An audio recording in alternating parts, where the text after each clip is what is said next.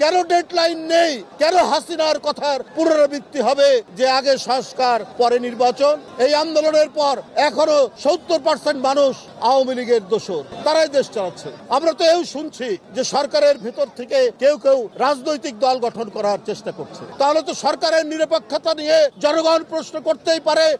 সরকারের প্রশাসন যদি নিরপেক্ষভাবে কাজ না করে তো তার জন্য কি কোনো সমালোচনা করা যাবে না? তাহলে কিসের ভয় দেখান যে 1/11 পুনরাবৃত্তি হবে?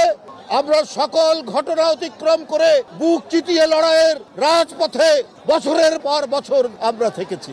কোনটাকে সমর্থন করতে হবে আর কোনটাকে নয়, আর কোন বিষয়ে কথা বলতে হবে, এটি কি আজকে উপদেষ্টারা দেশের প্রাজ্ঞ বিজ্ঞ রাজনীতিবিদদেরকে শেখাবে? আমাদের সকল আস্থা তো আপনাদের উপর দেওয়া হয়েছে, কিন্তু আমাদের কথা হলো গরিমসি কেন? কেন ডেডলাইন নেই? কেন হাসিনার কথার পুনরাবৃত্তি হবে যে আগে সংস্কার পরে নির্বাচন? হাসিনার মতো আগে উন্নয়ন পরে গণতন্ত্র? আমরা তো এই কথা শুনতে চাই না। আরে সংস্কার তো হচ্ছে একটা চলমান প্রক্রিয়া, যুগের পর যুগ চলতে পারে সংস্কার, নানা কারণে নতুন নতুন সংস্কার হতে পারে। কিন্তু আপনি গণতন্ত্রের যে প্রক্রিয়া, গণতন্ত্রের যে প্রবাহমানতা, এটাকে আপনি আটকে রাখবেন কেন? এটার জন্য তো গণতন্ত্র বড় মানুষ, পলিটিক্যাল ডেভেলপমেন্ট সবগুলোই তো হচ্ছে নির্ভর করে আপনি গণতান্ত্রিক প্রক্রিয়া কতটুকু চালু করেছেন সেটির উপর আপনারা ইয়ে করবেন। এই আন্দোলনের পর এখনো 70% মানুষ আওয়ামী লীগের দোষর, ফ্যাসিস্টদের দোষর, তারাই দেশ চালাচ্ছে। যারা বঞ্চিত হয়েছেন তাদের হয়তো কয়েকজনকে আপনারা প্রমোশন দিয়েছেন, কিন্তু তাদেরকে কোনো গুরুত্বপূর্ণ পদে দেননি।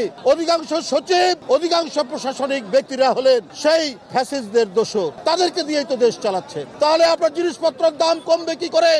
আইন শৃঙ্খলা আপনি নিয়ন্ত্রণ করবেন? কারণ ওরাই তো আপনার বিভিন্ন জায়গায় ঘাপটি মেরে আছে, কিন্তু তাদের বিরুদ্ধে আপনারা কোনো পদক্ষেপ নিচ্ছেন না। আজকে চুরি ডাকাতি বেড়ে গেছে, আজকে খুন জখম বেড়ে গেছে। কেন বেড়েছে? কারণ ওই দোসররা আপনার রন্ধ্রে রন্ধ্রে তারা আছে।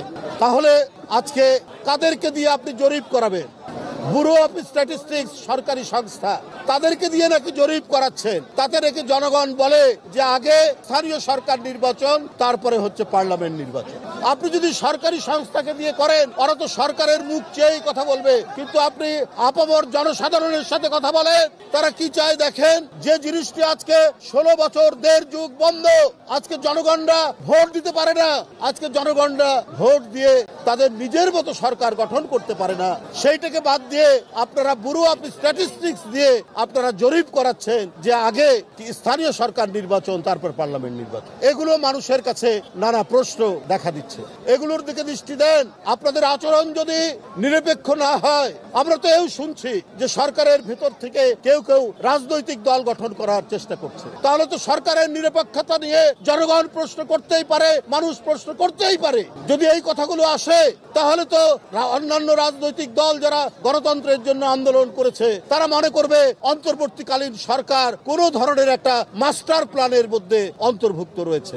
আর বিশেষ করে আমরা দেখেছি যে সরকার গঠনের পরে কোন উপদেষ্টা কারো বিএনপির প্রতি অত্যন্ত বিরূপ ধারণা দিয়ে কেউ প্রকাশ্যে কেউ অপ্রকাশ্যে কথা বলছে। বিএনপির নামে কেউ দুষ্কর্ম করতে পারে, কিন্তু তার বিরুদ্ধে যে পদক্ষেপ না হচ্ছে, প্রতিদিন বহিষ্কার, প্রতিদিন শোকজ নোটিশ, কারো পদ স্থগিত করা হচ্ছে, কই এগুলো তো ফলাও করে আপনারা লেখেন না, বলেন না। এর আগে কখনো কোনো দৃষ্টান্ত ছিল?